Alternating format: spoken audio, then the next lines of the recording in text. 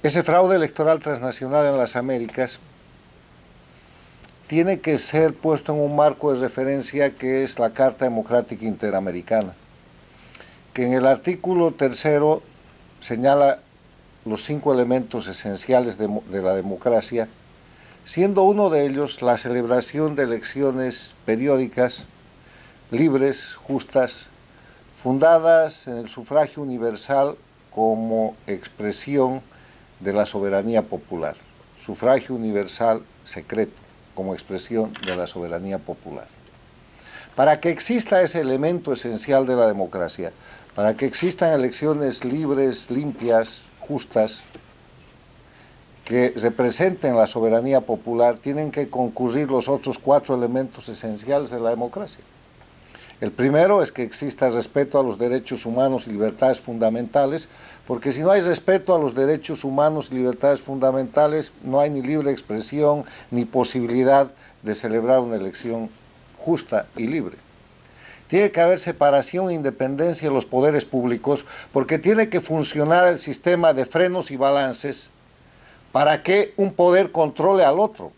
Para que si el poder legislativo se excede o si el poder o el órgano electoral no funciona, haya un tribunal constitucional, haya un juez, haya una autoridad judicial o finalmente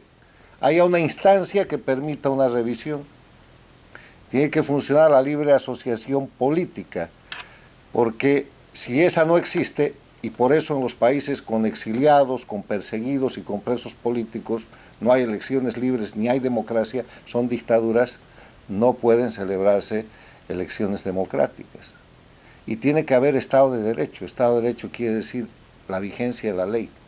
Pero no de las leyes infames que las dictaduras fabrican violando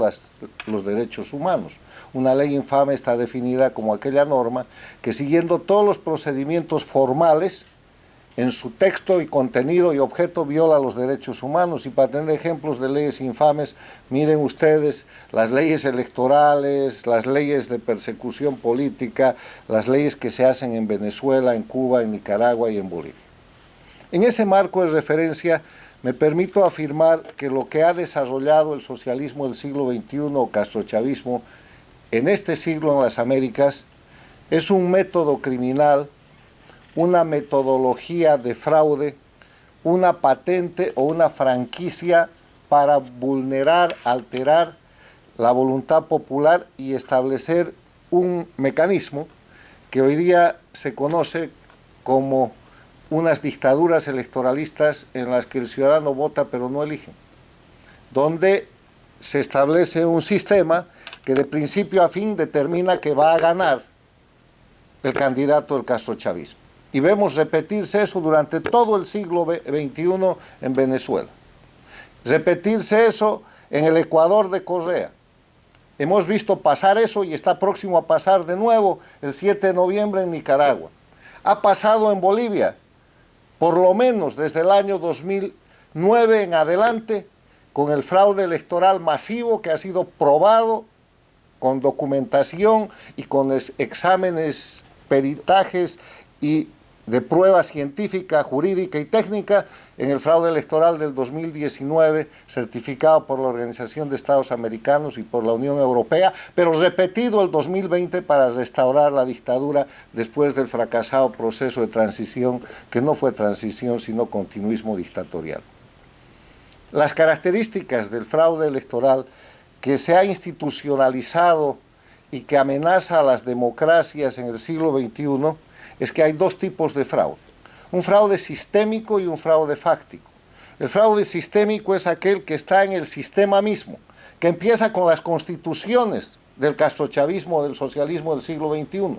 Y les voy a poner el ejemplo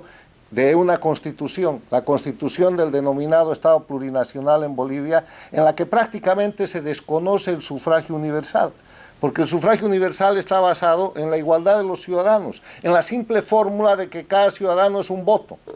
Y la Constitución del Estado Plurinacional, lo mismo que la del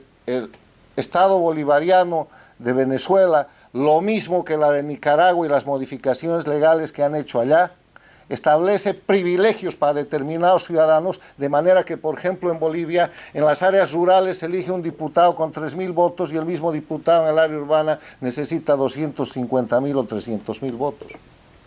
De manera que en ese estatuto dictatorial que llaman Constitución del Estado Plurinacional hay un número de diputados por las zonas comunitarias indígena originarias por los que nadie vota, que simplemente se designan bajo un sistema corporativista que es fascismo.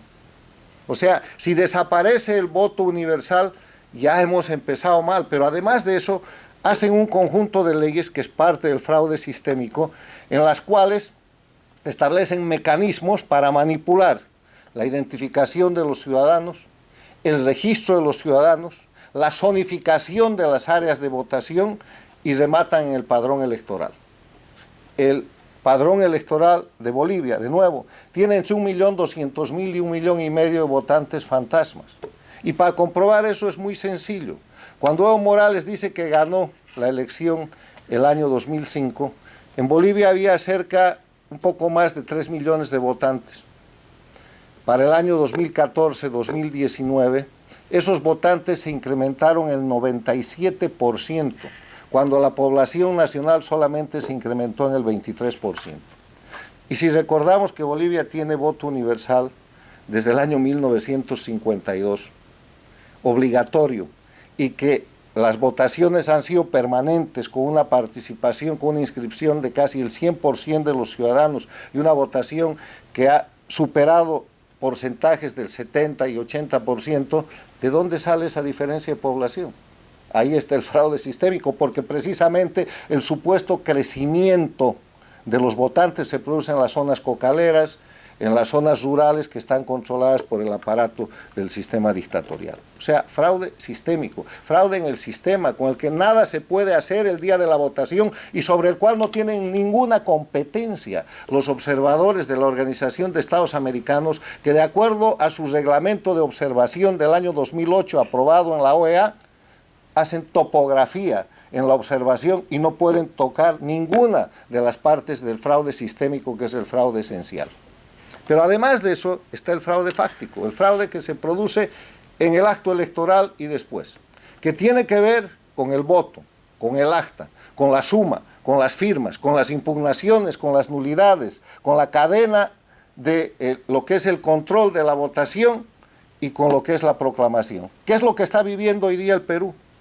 El fraude fáctico, que es el fraude que se pone en marcha cuando se va a una mesa a votar y no hay delegados de la oposición.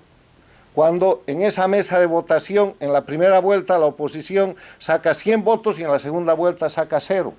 Cuando, como está sucediendo en el Perú, hay certificación de que las firmas están falsificadas y el Jurado Nacional de Elecciones del Perú dice sí, es posible, se le acompaña además un informe pericial que el Jurado Nacional de Elecciones observa, pero dice, esto es materia penal, pase al Ministerio Público, y mientras tanto cuentan los votos a favor del beneficiario del fraude. Eso equivale a mandar un cheque a un banco y avisarle al banco de que la firma está falsificada y que el banquero diga sí, la firma puede ser que esté falsificada, aquí hay un informe pericial que dice eso, pero no es mi competencia, voy a mandar esto al Ministerio Público, pero mientras tanto pago el cheque. Y el pago del cheque quiere decir proclamo un candidato con fraude electoral. Eso lo están haciendo hoy día en el Perú y lo han hecho en reiteradas elecciones en Bolivia, en Venezuela, en Nicaragua. Este fraude, que es el fraude del socialismo del siglo XXI, del castrochavismo, se ha vuelto endémico en la región. Los peruanos no esperaban que les pase, como no esperaban los ecuatorianos en su momento, como no esperábamos los bolivianos. Pero esto es algo que va a pasar el 7 de noviembre en Nicaragua y que se va a consolidar seguramente en unos días más en el Perú, donde el presidente interino de ese país se niega a pedir una auditoría a la Organización de Estados Americanos y se niega a pedir auditoría el propio Jurado Nacional de Elecciones y no pide auditoría el candidato Castillo y la candidata Fujimori lo dice en voz demasiado baja,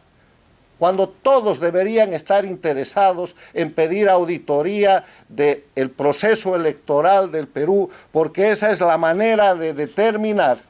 si en el Perú se ha repetido, como yo afirmo que sí se ha repetido, lo que certifica la Organización de Estados Americanos respecto a las elecciones de Bolivia 2019, que es la alteración de actas y de firmas que ha modificado totalmente el resultado electoral. Tenemos de esta manera el fraude del socialismo del siglo XXI, que es un fraude transnacional, que es un fraude además en el cual los operadores se trasladan de país en país. Los que manejan las Smartmatic de Venezuela están de pronto en Nicaragua, están de pronto en Bolivia, están de pronto en el Ecuador. En la última elección del Perú, los operadores de tierra de Evo Morales han estado en toda la frontera del Perú con Bolivia, en la zona del lago Titicaca, no solamente haciendo campaña electoral, sino haciendo acción política fraudulenta. Esto se trata de una agresión directa a la democracia y yo quiero reconocer